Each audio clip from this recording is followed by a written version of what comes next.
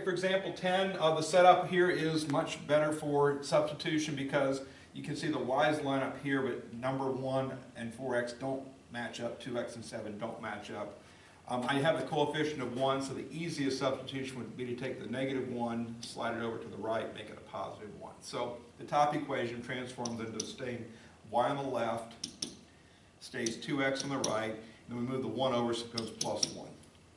Y equals 2x plus 1 allows me to take this expression, 2x plus 1, and put it in place of that y right there. It says 2 times y, so I'm going to do 2 times parentheses 2x plus 1. Again, with substitution, you replace one thing with multiple things. The multiple things must be encased in parentheses. Minus 4x equals 7. 2 times 2x plus 1, distributive property, is going to give me 4x plus 2 minus 4x equals 7. So the substitution made y disappear. So this has y and x. We substitute. Now we just have x.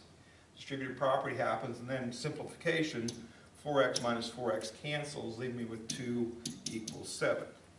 This is a false statement.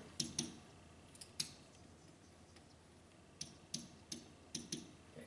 When you're looking at a false statement, what you're looking at is parallel lines. Again, it's not a requirement to graph these things, but if I were to graph it, the top equation,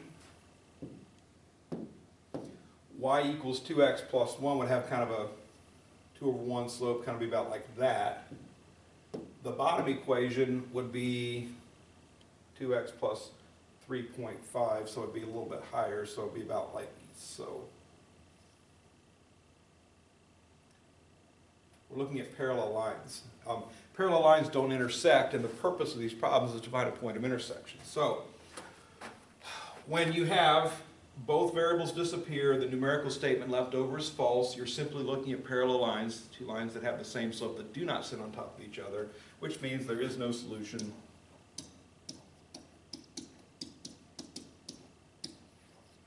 That will be the correct answer. The correct answer is there's no answer. Still, you need to write it down. So, if all the variables disappear, you're left with false, you write no solution. If all the variables disappear, you're left with true, infinitely many solutions. That's how to handle the ones where all the variables disappear. The remainder of the assignment was all answers where there's a single correct answer. So the ordered pair answer you're looking for, such as this, would be the correct answer we're looking for in those problems.